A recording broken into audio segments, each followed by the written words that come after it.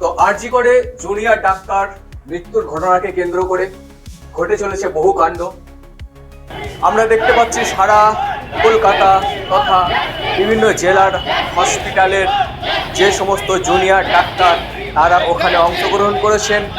আজকে জাতীয় মহিলা কমিশনের চেয়ারম্যান তিনি এসে হাজির হয়েছেন কলকাতায়। তিনি বিষয়টা তদন্ত করে দেখছেন। তো সারা শুধু পশ্চিমবঙ্গ নয়, সারা ভারতবর্ষ জুড়ে এর চর্চা শুরু হয়ে গেছে এই ছাত্রী মৃত্যুর ঘটনাকে কেন্দ্র করে আরজি করে। আজকে প্রিন্সিপাল আরজি করের প্রিন্সিপাল তিনি পদত্যাগ করলেন, কিন্তু পদত্যাগের সঙ্গে সঙ্গে তিনি যে কথা বললেন, চাঞ্চল্যকর কথা বললেন। নমস্কার, আমি সুদীপ, আপনারা দেখছেন ইজি টক, সহজ কথা সহজভাবে। কি বললেন আরজি করের প্রিন্সিপাল? আজকে তিনি পদত্যাগ করলেন এবং পদত্যাগের সঙ্গে সঙ্গে তিনি কি বললেন? তিনি বললেন যে এই ঘটনাটা সুসাইড, এটা আমি একবারও বাড়ির গার্জেনদের বলিনি, এটা আমার মুখে বসিয়ে দেওয়া হয়েছে। আমি একজন সত্যবাদী, আমি একজন স্পষ্টবাদী, ঠিক এই জন্যই আমাকে ফাঁসানো হচ্ছে। যখন আমি প্রথম আরজি করে এসেছিলাম তখন আরজি কর ছিল ঘুঘুর বাসা, আরজি করে দুর্নীতি হতো, আরজি করে তোলাবাজি হতো, এমনকি ডেথ সার্টিফিকেট নিতে গেলেও পয়সা দিতে হতো। যখন আমি 3 বছর আগে আরজি করে এসেছিলাম, আরজি করের প্রিন্সিপাল সন্দীপ ঘোষ এই কথা বলছেন। কিন্তু আজকে আরজি কর আপনারা দেখুন, সাংবাদিক বন্ধুরা আপনারা দেখুন, আজকের আরজি কর আপনারা তদন্ত করুন কত পরিবর্তন হয়েছে। কিন্তু একটাই ব্যাপার, আমি স্পষ্ট বক্তা, আমার গায়ে রাজনীতির রং লাগানো হয়েছিল। আজকে ছাত্ররা বলছে অভিযোগ সন্দীপ ঘোষের এগেনস্টে, প্রিন্সিপাল আরজি করের যে প্রিন্সিপাল তার এগেনস্টে ছাত্রদের কমপ্লেন, কিন্তু তিনি বলছেন, তিনি অস্বীকার করছেন, বলছেন ছাত্রদের উস্কানো হচ্ছে, ছাত্রদের ডাক্তাররা উস্কাচ্ছেন। কিন্তু আমি স্পষ্টবাদী, আমি কোনো অন্যায়কে প্রশ্রয় করি না, আমি কখনো কোনোদিন করিনি।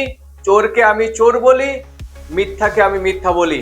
দেখুন, হ্যাঁ, আমি রেজিগনেশন লেটার সেটাই চাকরি থেকেই দিলাম। সরকারি চাকরি, প্রিন্সিপাল, প্রফেসর সব জায়গা থেকে রেজিগনেশন দিলাম, গভর্নমেন্ট অফ ওয়েস্ট বেঙ্গলের চাকরি। প্রশ্নটা হচ্ছে যে এইরকম একটা পরিস্থিতি তৈরি হলো কেন?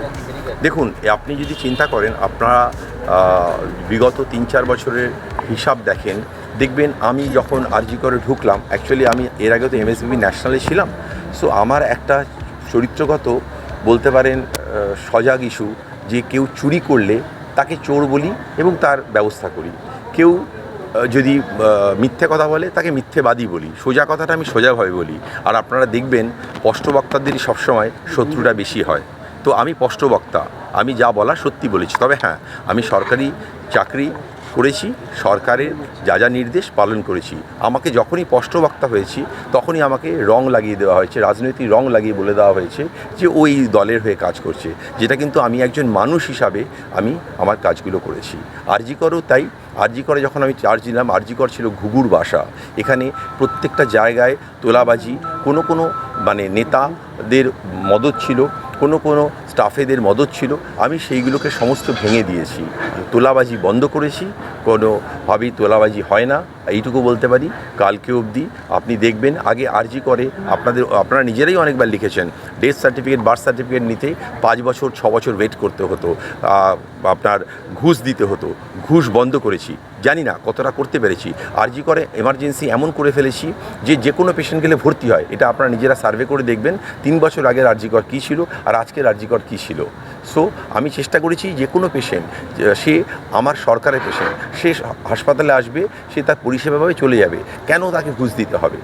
যখনই যে মুহূর্তে আমরা কমপ্লেন পেয়েছি, আমি কমপ্লেনের সদর্থকভাবে উত্তর দিয়েছি এবং বলেছি যে তার পরিষেবা দেওয়া হোক, কোনোভাবে সে ঘুষ দেবে না। যে ঘুষ চেয়েছে তার শাস্তির ব্যবস্থা করেছি, হয় তাকে সাসপেন্ড করেছি, নয় তাকে শোকজ করেছি। আপনার বিরুদ্ধে এত অভিযোগ কেন? এই যে বললাম, আবার আমি স্পষ্টবক্তা, যা বলার সত্যি কথাটা সত্যিভাবে বলি এবং মুখের ওপর বলি, তাই জন্য স্পষ্ট। আর চোরদের আমার অনেক সময় অনেকে ওই অ্যাডজাস্টমেন্ট ব্যাপারটা করতে আসে, অনেক প্রফেসররা এর মধ্যে ইনভলভ আছে, যারা বিভিন্ন অ্যাডজাস্টমেন্ট আমার সঙ্গে করে পারেনি। তাই জন্য তারা সবাই আমার বিরুদ্ধে। তো এবার যে ঘটনাটা ঘটলো, এরকম একটা নৃশংস ঘটনা, এই ঘটনাতে কি আপনি কাউকে আড়াল করার চেষ্টা করেছেন, যে অভিযোগটা উঠছে? একদম একদম ঠিক। আমি কোনোভাবেই আড়াল করার চেষ্টা তো করিনি, উল্টে প্রথম দিনই আমি নিজে ঘটনাস্থলে গিয়ে, যেখানে তার HOD head of the department অবধি ছিলেন না, আমি নিজে সেই ঘটনাস্থলে দৌড়ে যাই। এবং আমি মেয়েটির নাম নিতে চাইছিও না। আমি চাইছি সেই ঘটনাস্থলে গিয়ে আমি নিজে দাঁড়িয়ে থেকে পুলিশ অফিসারকে বলেছি ইমিডিয়েটলি ইনভেস্টিগেট করুন, ফরেন্সিক রিপোর্ট আপনারা করুন, এবং 1 ঘন্টার মধ্যে ফরেন্সিক টিম এবং লালবাজার টিম আসে এবং ইনভেস্টিগেশন শুরু হয়। এবং আমি নিজে 1 ঘন্টার মধ্যে ওই ফ্লোরের সমস্ত সিসিটিভি ফুটেজ আমি তুলে দিয়েছি পুলিশের হাতে, যাতে দোষী শাস্তি পায়। এবং সিপি সাহেবকে আমি এই কথাও বলেছিলাম যে সুইপার থেকে হেড অফ দ্য ডিপার্টমেন্ট যে কেউ ইনভলভ হবে তার বিরুদ্ধে প্রপার আইনগত ব্যবস্থা নেবেন, কোনো ভয় করবেন না, আমি আছি অ্যাজ এ প্রিন্সিপাল। আপনি কি কাউকে বলেছিলেন যে মেয়েটি আত্মহত্যা করেছেন? একদম ভুল। এই কথাগুলোই দুর্ভাগ্যবশত আমার মুখে বসিয়ে অপপ্রচার করা হয়েছে, আমার নামে আমাকে বদনাম করা হয়েছে। আপনি কি কাউকে বলেছিলেন যে এই ঘটনাটার মেয়েটি কেন ওই সেমিনার রুমে শুতে যাবে? একদমই নয়, এগুলো সমস্ত ভুল। আপনারা আশা করি ভুল বলি এর কোনো সত্য যাচাই করতে পারবেন না, কারণ কোনো ভিডিও ক্লিপ, কোনো অডিও ক্লিপ, কোনো হোয়াটসঅ্যাপ কোথাও দেখাতে পারবেন না আমি এরকম কথা বলেছি। এবং আপনারা আরজিকর আন্দোলনের সময় দেখেছেন ছাত্রদের সঙ্গে আমার একটা ডিভিশন তৈরি করার চেষ্টা হয়েছে, সেখানেও আমার মুখে বিভিন্ন কথা বলা হয়েছে সন্দীপ। এবং এর মধ্যেও কিন্তু ছাত্রদেরও আপনি কিন্তু দেখবেন কোনো ছাত্র পলিটিক্যাল কালারের মধ্যে থেকে এই কাজগুলো করেছে। সুতরাং আমি পরিষ্কারভাবে বলছি, আমি কোনো অপপ্রচার বিরুদ্ধে এবং আমার সম্পর্কে যা সব অপপ্রচার করা হয়েছে তার আমি সমস্ত নস্যাৎ করছি। আমি এরকম কোনো কথা কোনোদিন বলিনি, বরঞ্চ আমি মেয়েটির প্রতি সহানুভূতিশীল, কারণ আমি তার বাবার মতো, তার বাবার যা কষ্ট আমারও একই কষ্ট হয়েছে, এইটুকু বলতে পারি। এত পড়ুয়া আপনারই ছাত্রছাত্রী, তারা আপনার বিরুদ্ধে এরকম ক্ষোভে ফুঁসছে কেন? তার কারণ হচ্ছে পড়ুয়াদেরকে সেভাবে মোটিভেট করা হয়েছে, বোঝানো হয়েছে, তার দাদারা, তাদের বড় বড় সিনিয়র প্রফেসর। আমি তো বলেই দিলাম আগে যে অ্যাকচুয়াল ছাত্ররা খুব সাধারণ, ছাত্রদেরকে যেভাবে স্যারেরা বোঝান সেভাবেই বোঝেন, তো এখানেও তাই হয়েছে। ধন্যবাদ। তার লম্বা বক্তব্য তো আপনারা কমেন্ট বক্সে লিখুন। এবং আজকে আপনারা জানেন মুখ্যমন্ত্রী ওনার বাড়িতে গিয়েছিলেন, বাড়ির ফ্যামিলির সাথে কথা বলেছেন। তবে একটা বিষয় এখনো যে বিষয়টার মধ্যে ধোঁয়াশা রয়েছে সেটা হচ্ছে বারবার করে যে রিপোর্ট, যে মেডিকেল রিপোর্ট, তদন্ত রিপোর্ট, ময়না তদন্ত, সেখানে বলা হচ্ছে যে এটা একজনের কাজ নয়, এর পিছনে আছে অন্তত 3 থেকে 4 জন। তাহলে বাকিরা কোথায়? কাউকে কি আড়াল করার চেষ্টা করা হচ্ছে? আপনারা লিখুন কমেন্ট বক্সে যে সত্যি কি কাউকে আলাদা করার চেষ্টা করা হচ্ছে, সত্যি কি কাউকে গোপন করার চেষ্টা করা হচ্ছে, বিষয়টা সত্যি কি কাউকে বাঁচানোর চেষ্টা করা হচ্ছে, এবং সেই জন্যই এই একজন সিভিক ভলেন্টিয়ার উপর দিয়ে বিষয়টা চালানো হচ্ছে, নাকি এর নেপথ্যে রয়েছে অন্য কিছু? তবে এই ঘটনার সঠিক তদন্ত হওয়া দরকার এবং দোষীদের শাস্তি হওয়া দরকার। সুতরাং আপনারা কমেন্ট বক্সে লিখুন কি হচ্ছে, কি হতে চলেছে। সঙ্গে থাকুন, দেখতে থাকুন ইজি টক, সহজ কথা সহজভাবে।